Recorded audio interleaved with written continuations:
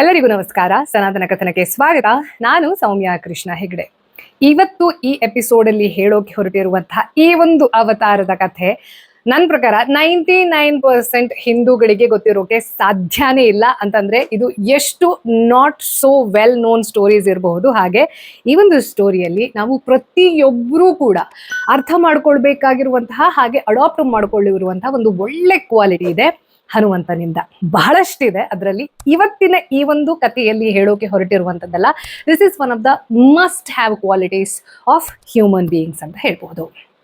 ಏನ್ ಕಥೆ ಅಂತಂದ್ರೆ, ಯಾವಾಗ ರಾಮಾಯಣದಲ್ಲಿ ರಾಮನಿಗೂ ಹಾಗೂ ರಾವಣನಿಗೂ ಯುದ್ಧ ನಡೆಯುತ್ತೆ, ಅವಾಗ ಮೇಘನಾದನ ಸಾವು ಅನ್ನುವಂಥದ್ದು ಯಾವತ್ತು ದಿನ ನಡೆಯತ್ತಲ್ವಾ, ಆವತ್ತು ರಾವಣನಿಗೆ ತಾನು ಸೋಲ್ತೀನಿ ಅನ್ನೋದಕ್ಕಿಂತನೂ ಜಾಸ್ತಿ ಈ ಪಾರ್ಟಿಯವರಿಗೆ ಗೆಲ್ಲಕ್ ಬಿಡಲ್ಲ, ಅಥವಾ ತನಗೇನ್ ಲಾಸ್ನ ಮಾಡಿದ್ದಾರೆ, ತನ್ನ ಮಗನನ್ನ ಕೊಂದು ಹಾಕಿದ್ದಾರೆ, ಇಂದ್ರಜಿತನನ್ನ, ಯಾರು ಇಂದ್ರನನ್ನ ಕೂಡ ಗೆದ್ದಿದ್ರು ಅಂಥವನನ್ನ ಸಾಯಿಸಿದ್ದಾರೆ ಅನ್ನೋ ಒಂದು ಹೊಟ್ಟೆ ಕಿಚ್ಚು ಅಂತ ಹೇಳಿ ಅದೊಂಥರ weird mind set. First of all Ravana ಏನು ಒಳ್ಳೆ ಬುದ್ಧಿಯವನ ಅಲ್ವೇ ಅಲ್ಲ.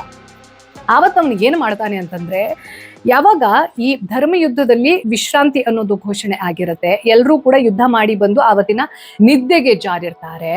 ವಾನರ ಸೈನ್ಯ ರಾಮ ಹಾಗೂ ಲಕ್ಷ್ಮಣನನ್ನ ಕಾಯ್ತಾ ಇರತ್ತೆ. ಆದ್ರೆ ಇಲ್ಲಿ ರಾವಣ ಏನ್ ಮಾಡ್ತಾನೆ ಅಂತಂದ್ರೆ, ತನ್ನ ಕುತಂತ್ರ ಬುದ್ಧಿಯಿಂದ, ಹಾಗೆ ಅವನಿಗೆ ಬಹಳಷ್ಟು ಮ್ಯಾಜಿಕಲ್ ಪವರ್ಸ್ ಇತ್ತು ಅನ್ನೋದನ್ನ ಹೇಳ್ತಾರೆ, ಅಂಥದ್ದೇ ಒಂದು ಪವರ್ ಅನ್ನ ಯೂಸ್ ಮಾಡ್ತಾನೆ. ರಾಮ ಹಾಗೂ ಲಕ್ಷ್ಮಣನನ್ನ ಯಾರು ಹೊರಗಡೆ ಕಾಯ್ತಾ ಇದ್ರು ಅವರಿಗೆ ಗೊತ್ತಿಲ್ಲದೆ ಇರೋ ಹಾಗೆ ಈ ಭೂಮಿ ತಿಂದ್ಬಿಡ್ತಾ ಎಲ್ಲಿ ಹೋಗುತ್ತೆ ಅನ್ನೋ ತರದಲ್ಲಿ ನಾವೊಂದು ಇವತ್ತಿಗೂ ಮಾತಾಡ್ತೀವಲ್ಲ, ಆ ರೀತಿಯ ಒಂದು ಘಟನೆ ನಡೆಯುತ್ತೆ. ಒಳಗಡೆ ಆ ಬಿಡಾರದಲ್ಲಿ ರಾಮ ಲಕ್ಷ್ಮಣ ಮಲ್ಕೊಂಡಿದ್ದಾರೆ. ಪಾಪ ಭೂಮಿನೇ ಬಾಯ್ತಾ ಇರೋದು, ಮತ್ತೇನು ನಡೆದೇ ಇಲ್ಲ ಅನ್ನೋ ತರದಲ್ಲಿ ಅದು ವಾಪಸ್ ಬಾಯಿಯನ್ನ ಕೂಡಿಸ್ಬಿಡತ್ತೆ. ಇದ್ದಕ್ಕಿದ್ದ ಹಾಗೆ ಅವರಿಬ್ಬರು ಸಹ ಎಲ್ಲಿ ಹೋದ್ರು, ಏನಾದ್ರು, ಎಂಥದ್ದು ಇಲ್ಲ, ಆ ರೀತಿಯ ಒಂದು ಚಮತ್ಕಾರ ಅನ್ನೋದು ನಡೆಯುತ್ತೆ. ಒಳಗಡೆ ಬಂದು ವಾನರ ಸೈನ್ಯವನ್ನ ನೋಡಿದಾಗ ಎಲ್ಲಿ ನಮ್ಮ ರಾಮ ಪ್ರಭು ಶ್ರೀರಾಮಚಂದ್ರ ಇಲ್ಲ, ಲಕ್ಷ್ಮಣ ಇಲ್ಲ ಅಂತಂದ್ರೆ ಎಷ್ಟು ಗಾಬರಿ ಆಗ್ಬಹುದು, ನಂಬೋಕೆ ಸಾಧ್ಯ ಇಲ್ಲ ಅಂತ ಒಂದು ಘಟನೆ ಆವತ್ತಿನ ರಾತ್ರಿ ನಡೆದೋಗುತ್ತೆ. ಈಗ ಬೇರೆ ಬೇರೆ ರಾಮಾಯಣದ ವರ್ಜನ್ಸ್ ಅಲ್ಲಿ ಕೇವಲ ಲಕ್ಷ್ಮಣನನ್ನ ಮಾತ್ರ ಆ ರೀತಿಯಲ್ಲಿ ಎತ್ಕೊಂಡು ಹೋದ್ರು ಅನ್ನುವಂಥ ಉಲ್ಲೇಖ ಕೂಡ ಇದೆ. ಆದ್ರೆ ಯಾವ್ದು ಸರಿ ಯಾವ ತಪ್ಪು ಅನ್ನೋ ಡಿಬೇಟ್ಗಿಂತ ಈ ಕಥೆಯ ಔಟ್ಕಮ್ ಅನ್ನುವಂಥದ್ದಿದೆ ಅಲ್ಲ, ಅದು ವೆರಿ ಇಂಪಾರ್ಟೆಂಟ್. ಯಾವಾಗ ವಾನರ ಸೈನ್ಯದಲ್ಲಿ ಪೂರ್ತಿ ಒಂಥರ ಹಲ್ಚಲ್ ಎದ್ದು ಬಿಡುತ್ತೆ, ಪ್ರಭು ಶ್ರೀರಾಮಚಂದ್ರ ಕಾಣಿಸ್ತಾ ಇಲ್ಲ, ಹೊರಗಡೆನೂ ಬಂದಿಲ್ಲ, ಒಳಗಡೆನೂ ಯಾರು ಹೋಗಿಲ್ಲ, ಅಲ್ಲಿ ಏನು ಕೂಡ ದಾಳಿ ಆಗಿರುವಂತಹ ಸನ್ನಿವೇಶ ಕೂಡ ಕಾಣಿಸ್ತಾ ಇಲ್ಲ ಅಂತಂದ್ರೆ ಏನಾಗಿರಬಹುದು, ಲಕ್ಷ್ಮಣ ಕೂಡ ಇಲ್ಲ ಅಂತಂದ್ರೆ ಇದು ನಮ್ಮ ಹನುಮಂತನ ಕಿವಿಗೆ ಕೂಡ ಬೀಳತ್ತೆ. ಹನುಮಂತ ಬೇರೆಯವರ ಹಾಗೆ ಅಥವಾ ನಿಮ್ಮೆಲ್ಲರ ಹಾಗೆ ಒಂಥರ ಏನು ಆಗಿದ್ದ ತಕ್ಷಣ ಟೆನ್ಷನ್ ಮಾಡಿಕೊಂಡು ಇಮಿಡಿಯೇಟ್ ಆಕ್ಷನ್ಗೆ ಹೋಗುವಂತಹ ವ್ಯಕ್ತಿ ಅಲ್ಲ. ಸಮಯೋಚಿತ, ಸಮಯ ಪ್ರಜ್ಞೆ ಅಂತ ಹೇಳ್ತಾರಲ್ವಾ, ಆ ರೀತಿ ಇರುವಂತದ್ದೇ ಹನುಮಂತನ ಶಕ್ತಿ. ಆಲೋಚನೆ ಮಾಡ್ತಾನೆ ಹನುಮಂತ.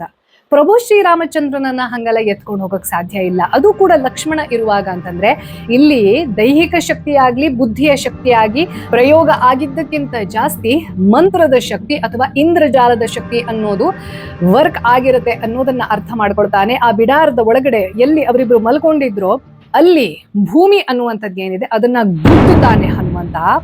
ಪಾತಾಳ ಲೋಕಕ್ಕೆ ಹೋಗಿ ಸೇರ್ತಾನೆ. ಅಲ್ಲಿ ಯಾರಿದ್ದಾರೆ?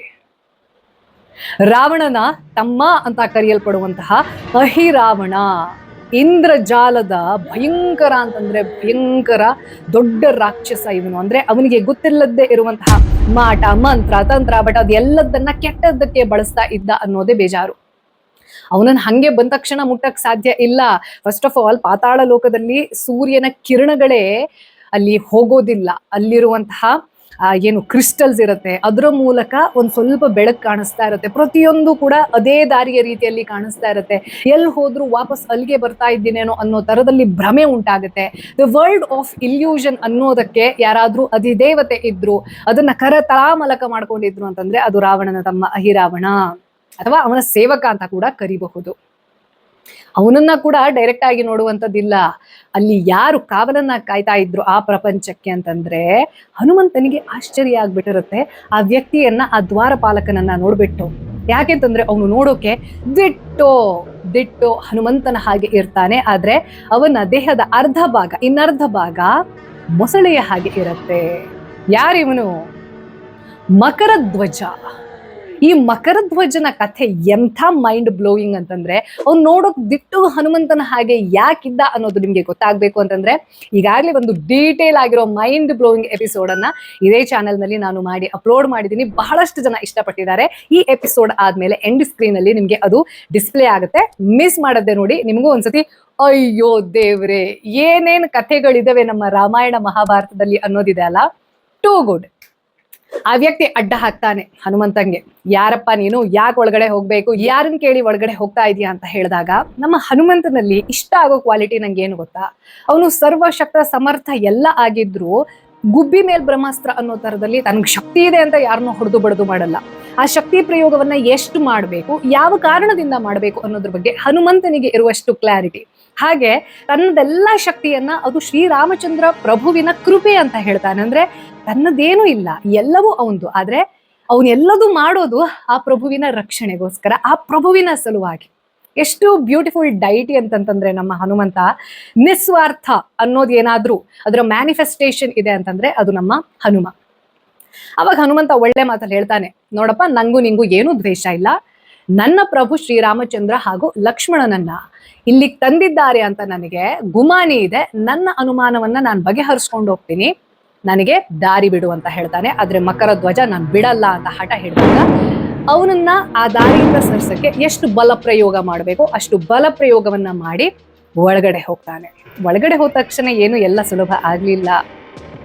ಎಲ್ಲದನ್ನ ಹುಡುಕಿ ಅದು ಎಲ್ಲೆಲ್ಲಿ ದಾರಿ ಏನು ಎತ್ತ ಎಲ್ಲದನ್ನ ಮಾಡ್ಕೊಂಡು ಲಾಸ್ಟಿಗೆ ಅವನು ಪ್ರಭು ಶ್ರೀರಾಮಚಂದ್ರನ ಹೆಸರನ್ನ ತಗೊಂಡಾಗ ಎಲ್ಲಿಗೆ ಹೋಗಿ ಸೇರ್ತಾನೆ ಅಂತಂದ್ರೆ ಒಂದು ದೊಡ್ಡ ಮಂಡಲ.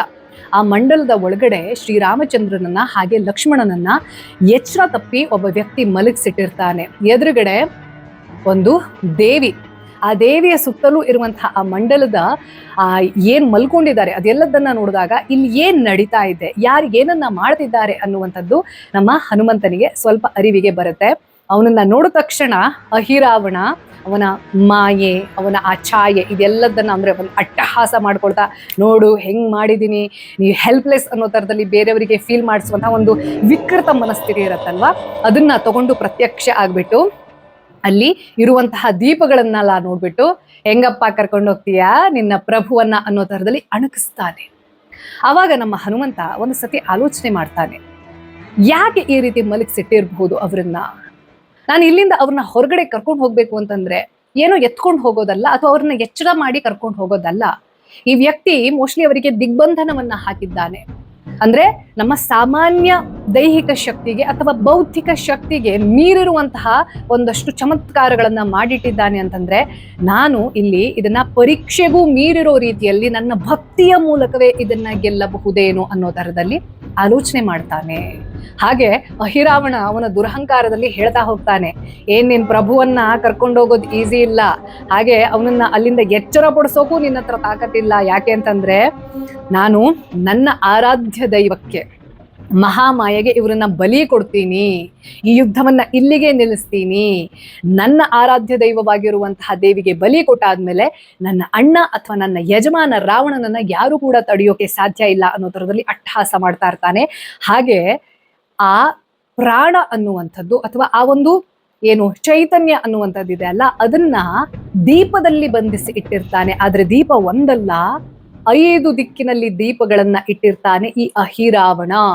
ಇವಾಗ ಒಂದಷ್ಟು ಜನ ಕೇಳ್ಬೋದು, 4 ದಿಕ್ಕಿರ್ಬೋದಲ್ವಾ, ಮತ್ತೊಂದು ಎಲ್ಲಿಂದ ಅಂತಂದ್ರೆ ಊರ್ಧ್ವ ಅಥವಾ ಮೇಲೆ ಅಂತ ನಾವೇನ್ ಹೇಳ್ತೀವಿ ಅದನ್ನು ಕೂಡ ಒಂದು ದಿಕ್ಕು ಅಂತ ಕನ್ಸಿಡರ್ ಮಾಡ್ತೀವಿ. ಅದು ಕೂಡ ಆ 5 ದೀಪಗಳನ್ನ ಎಲ್ಲೆಲ್ಲಿಟ್ಟಿದ್ದಾನೆ ಆ ಪಾತಾಳ ಲೋಕದಲ್ಲಿ ಅನ್ನುವಂಥದ್ದು ಕೂಡ ದೊಡ್ಡ ಪ್ರಶ್ನೆ. ಈಗ ಹನುಮಂತನ ಮುಂದೆ ಇರುವಂತಹ ಚಾಲೆಂಜಸ್ ಏನು ಅಂತಂದ್ರೆ ಆ 5 ದೀಪಗಳನ್ನ ಮೊದಲು ಹುಡುಕೋಬೇಕು ಅವನು.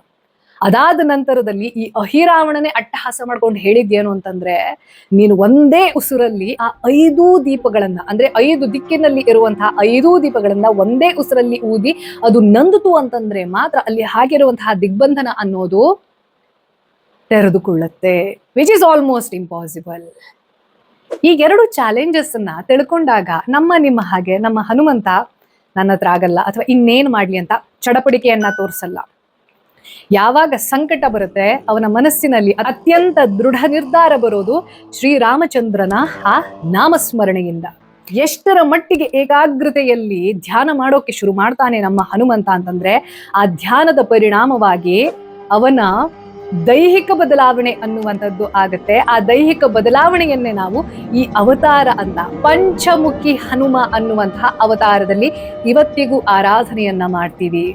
ಯಾವ್ಯಾವುದು ಈ ಪಂಚಮುಖ ಅಂತಂದ್ರೆ ಗರುಡ, ಸಿಂಹ, ಹನುಮಂತ, ಹಯಗ್ರೀವ ಹಾಗೂ ವರಾಹ. ಇದೆಲ್ಲದ್ದು ಕೂಡ ಪ್ರಕಟಗೊಂಡಾದಾಗ ಅಹಿರಾವಣನಿಗೆ ಇದೇನಿದಾಗ್ತಾ ಇದೆ ಅನ್ನೋ ತರದಲ್ಲಿ ಒಂದ್ಸತಿ ದಿಗ್ಭ್ರಮೆ ಆಗತ್ತೆ ಅವನಿಗೆ. ಒಬ್ಬ ವ್ಯಕ್ತಿಯ ಏಕಾಗ್ರತೆ ಎಷ್ಟಿದೆ, ಸೇವಾ ಮನೋಭಾವ ಎಷ್ಟಿದೆ, ನಾಮಸ್ಮರಣೆಯಲ್ಲಿ ಇರುವಂತಹ ಶ್ರದ್ಧೆ ಎಷ್ಟಿದೆ, ಭಕ್ತಿಯ ಪರಾಕಾಷ್ಠೆ ಎಷ್ಟಿದೆ ಅಂತಂದ್ರೆ ಆ ವ್ಯಕ್ತಿಯ ದೈಹಿಕ ಬದಲಾವಣೆನೇ ಹೋಗುತ್ತೆ. ಪಂಚಮುಖಿ ಹನುಮನಾಗ್ತಾನೆ. ಪಂಚಮುಖಿ ಹನುಮನಾದ ತಕ್ಷಣ ಎಲ್ಲವೂ ಸಾಧ್ಯ ಆಯ್ತು ಅಂತ ಅಲ್ಲ. ಆ ಪಂಚಮುಖಿ ಆಗಿರುವಂತಹ ಹನುಮ ಎಲ್ಲೆಲ್ಲಿ ಅವಿತಿಟ್ಟಿರುವಂತಹ ದೀಪಗಳು ಇರ್ತವಲ್ಲ, ಒಂದೊಂದರ ರಕ್ಷಣೆಯಲ್ಲಿ ಇಟ್ಟಿರ್ತಾನೆ ಈ ಅಹಿರಾವಣ. ಒಂದಕ್ಕೆ ನಾಗರ ಬಂಧ ಇದೆ, ಆ ದೀಪವನ್ನ ಕಾಯ್ತಾ ಇರೋದು ಖುದ್ದು ಸರ್ಪ. ಇನ್ನೊಂದು ಆಕಾಶದ ದಿಕ್ಕಿನಲ್ಲಿ ಕಣ್ಣಿಗೆ ಕಾಣಿಸದೆ ಇರೋ ರೀತಿಯಲ್ಲಿ ಇದೆ. ಹೀಗೆ 5 ದಿಕ್ಕಿನಲ್ಲಿ ಎಲ್ಲೆಲ್ಲಿ ದೀಪಗಳನ್ನ ಅಡಗಿಸಿ ಇರ್ತಾನೆ ಈ ಅಹಿರಾವಣ. ಅದೆಲ್ಲದನ್ನ ತನ್ನ ಭಕ್ತಿಯ ಏಕಾಗ್ರತೆ ಹಾಗೂ ಪ್ರಭು ಶ್ರೀರಾಮಚಂದ್ರನ ಮೇಲಿರುವಂತಹ ಸೇವಾ ಮನೋಭಾವದಿಂದ ನಮ್ಮ ಪಂಚಮುಖಿ ಹನುಮ ಗುರುತಿಸ್ತಾನೆ.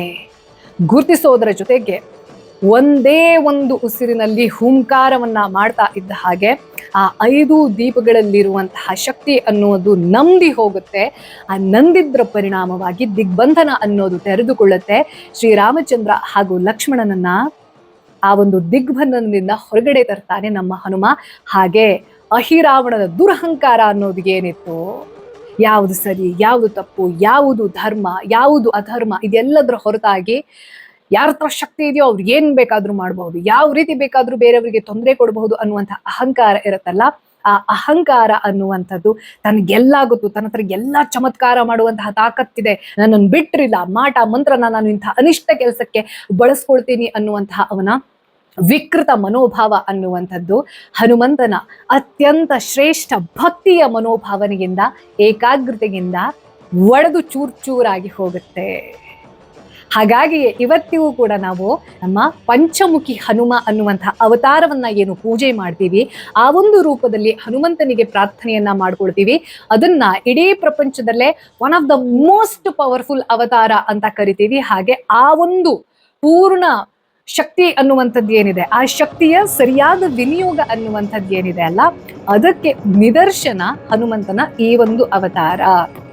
ನೆಕ್ಸ್ಟ್ ಟೈಮ್ ನಿಮ್ಗೆ ಯಾರಾದ್ರೂ ಪಂಚಮುಖಿ ಹನುಮನನ್ನ ಯಾಕೆ ಕೂರಿಸಿದ್ದಾರೆ ಅಥವಾ ಅದ್ರ ರಿಲೇಟೆಡ್ ಆಗಿರುವಂತಹ ಪೂಜೆಯನ್ನ ಮಾಡ್ತಿದ್ದಾರೆ, ದೇವಸ್ಥಾನದಲ್ಲಿ ಯಾಕೆ ಆ ಮೂರ್ತಿಯ ಪ್ರತಿಷ್ಠಾಪನೆ ನಡೆದಿದೆ ಅನ್ನೋದು ಕಾಣಿಸ್ತು ಅಂತಂದ್ರೆ ಈ ಕಥೆಯನ್ನ ಮಿಸ್ ಮಾಡದೆ ನೆನಪು ಮಾಡ್ಕೊಳ್ಳಿ. ಹಾಗೆ ಬಹಳಷ್ಟು ಜನರಿಗೆ ನಮ್ಮ ಸನಾತನ ಧರ್ಮದಲ್ಲಿ ಇರುವಂತಹ ಬಹಳಷ್ಟು ನಂಬಿಕೆ, ಆ ನಂಬಿಕೆಗೆ ಅರ್ಥ, ಅದರ ಹಿಂದಿರುವಂತಹ ಅರ್ಥ ಇರುತ್ತಲ್ಲ, ಅದು ತಿಳಿದಿರೋದಿಲ್ಲ. ಎಸ್ಪೆಷಲಿ ಈ ಒಂದು ಕಥೆಯಲ್ಲಿ ಹನುಮಂತನ ಆ ಪಂಚಮುಖಿ ಅವತಾರಕ್ಕೆ ಏನ್ ಅರ್ಥ ಅನ್ನೋದು ಬಹಳಷ್ಟು ಜನರಿಗೆ ಗೊತ್ತಿಲ್ಲ. ದಯವಿಟ್ಟು ನಿಮ್ಮ ವಾಟ್ಸ್ಆಪ್ ಗ್ರೂಪ್ ನಲ್ಲಿ ಈ ಒಂದು ಎಪಿಸೋಡ್ ಅನ್ನ ಅವರಿಗೆ ಶೇರ್ ಮಾಡಿ, ಸೊ ದ್ಯಾಟ್ ಅದರ ಅರ್ಥ ಅವರಿಗೆ ಗೊತ್ತಾಗ್ಬೇಕು.